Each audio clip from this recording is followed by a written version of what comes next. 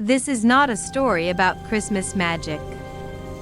It's about what happens when something small, something harmless, starts watching your family a little too closely. This is the story of the elf that didn't stay on the shelf. Before we begin, kindly subscribe so don't miss our Christmas horror series. The night it all began, the snow outside was quiet. The Dawson family had just finished decorating their home for December. Hot chocolate, soft lights, a perfect holiday night.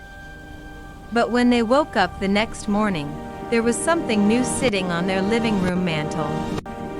A tiny elf doll. Bright red outfit. Porcelain face. Wide smile. And none of them had bought it. Mrs. Dawson thought maybe her husband placed it there. He thought the kids were pranking them. The kids? They insisted they'd never even seen it before. So they just shrugged it off. Christmas season brings strange surprises, right? That night, after everyone went to bed, the house fell dark and silent. But at 2:13 a.m., a soft tapping echoed in the living room. Not loud. Just enough to pull young Tommy Dawson out of his sleep. He came downstairs, half awake, rubbing his eyes. And the elf. The elf was no longer on the mantel. It was now sitting halfway up the staircase railing, facing his bedroom door. Its smile looked just a little sharper. Tommy backed away slowly and ran to his parents' room. By morning, the elf was right back on the mantel. Exactly where it had been the day before. And nobody believed him. By the third morning, the elf had moved again. This time, it sat on the kitchen counter, right beside the cereal bowls. Still smiling. Still staring. Mrs. Dawson grew uneasy. She placed it carefully in a drawer with a few old Christmas decorations and shut it tight.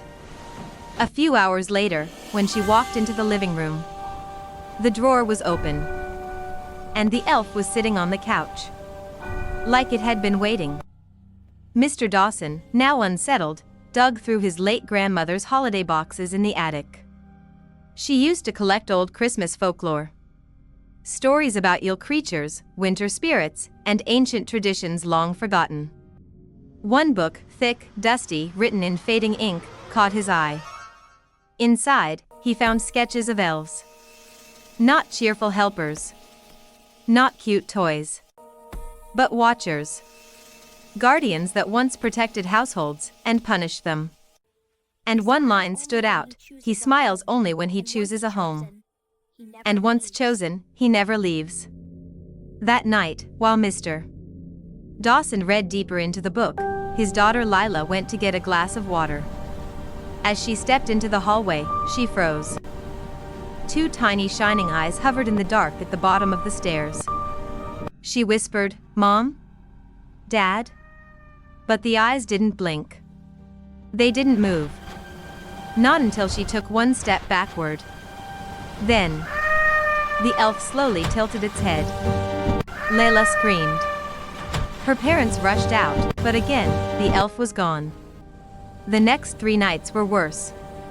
The elf appeared closer and closer to their bedrooms. Each time, it moved after midnight. Each time, it grew a little more lifelike. A little more human. One night, Mrs. Dawson woke up to a soft clicking sound. Not footsteps. Not creaking floorboards. Clicking. Like porcelain tapping wood. She turned her head slowly and saw the elf sitting on her dresser, watching her breathe. What bothered them most wasn't the movement. It was the smile. It kept changing. Becoming wider. Sharper. More human. And one morning, Tommy asked quietly, "Mom, why does the elf have Lila's smile?" Everyone froze. Because he was right. The elf's mouth, curved exactly like hers. They tried everything. They tossed it outside. They locked it in a box. They drove 5 miles away and dumped it behind a store. But each time, they came home to find the elf sitting in a new place. Closer. Almost welcoming them back. Like it had been lonely. The last night began with all the lights going out. The house went completely black, room by room. And then, running. Fast. On the wooden floors. The Dawson family huddled together in the hallway, using a phone flashlight as their only light source. And then the beam caught something small standing at the end of the hall. The elf. Except now its limbs were longer. Its smile stretched across its whole face. And its eyes. Its eyes were human. But not theirs. Nobody remembers how they got out of the house. Not clearly. The police found the family outside in the snow, shaking, terrified, and refusing to go back inside. When officers searched the house, they didn't find the elf. But the Dawson family insists that sometimes, at night, they still hear tapping. Soft.